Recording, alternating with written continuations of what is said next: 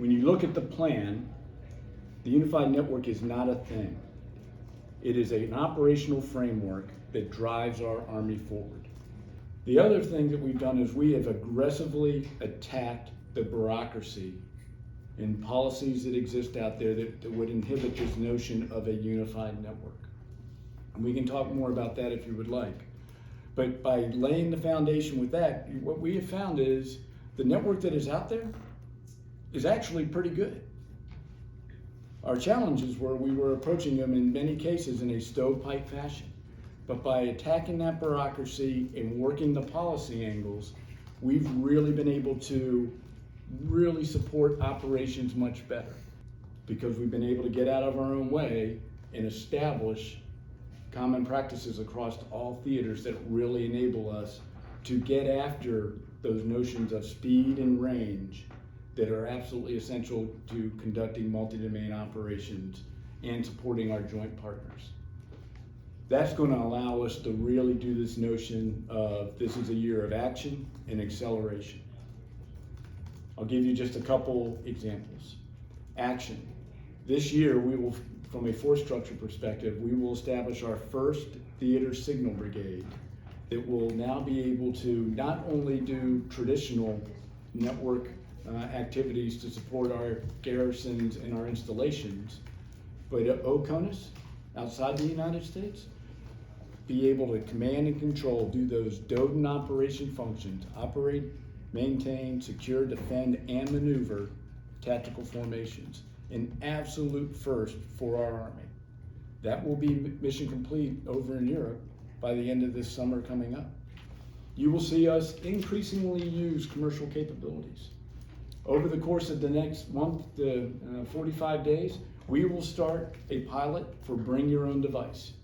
But we will do it, and what that means is you can now, much like you do in the commercial sector, use your personal device like you have in your hand, ma'am. But we will put a secure capability on it that allows you to log back into the Army network and conduct official business. Think of the operational effectiveness that will come with that. We have layered in security, all based off of zero trust principles, and that notion of knowing who that individual user is. And think of the possible economic or fiscal efficiencies that we potentially could get. Technology is easy, and I'm being a tad trite as I say that. The people is the most important part and always will be. And the skill sets that we need to operate in this contested and congested environment with these very complex capabilities need to be different than certainly when I came into the Army. I'm not going to tell you when, but when I came into the Army. And so at Fort Gordon, what you're seeing is they are rapidly shifting the way that they train both the cyber operators and the signal operators.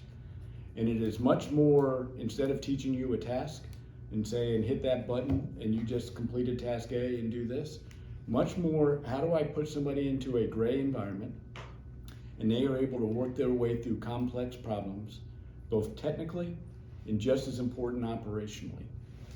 I think, this, but it's a journey, and I would submit to you it's a journey that never ends, because everybody look at your phone and think about what your phone was 15 years ago, right?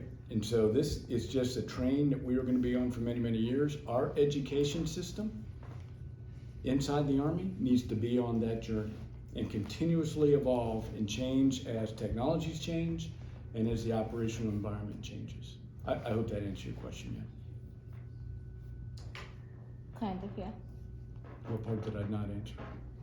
Not just in the Army, but even outside, little kids who are filling the elementary schools here. How are you preparing them? Well, that's a little bit outside my bailiwick. All I can say is I can't overemphasize the criticality of a STEM education across our great nation, because there is a technical underpinning of this that's going to be very, very important for our Army and the rest of the joint force to defend the nation. Sir, a couple of your fellow officers have talked about this week about the lessons learned from the Russia and Ukraine conflict. Is there anything about those lessons learned that makes you rethink any piece of the modernization puzzle? Or does it just reinforce that the Army's doing exactly what it needs to do? Well, so I would never, I mean, we're a learning organization. Sure. And you see it through exercises, you see it through operations such as you just mentioned. And so of course there are things that we are taking a very, very hard look at and figuring out what right looks like. And what adjustments we need to make to any of our modernization programs and quite frankly to the force we have today. And so we're a thinking organization, we watch this stuff, and we will make the appropriate puts and takes. There are no home runs in our business, right? There's only triples that get you on base and then you figure out how to get that person home. And I know that's a baseball analogy, but I mean, we've got to be adaptive, we've got to be thinking, especially in the cyber domain, which is where I really focus. Because our adversaries, I mean, they are adaptive, they are thinking, and the tactics, techniques, and procedures they use today, I can guarantee you will not be the tactics, techniques, and procedures they're using even 2 months from now. All right, and so as they adjust, we must learn, and we must adjust. And we must do it faster than they can.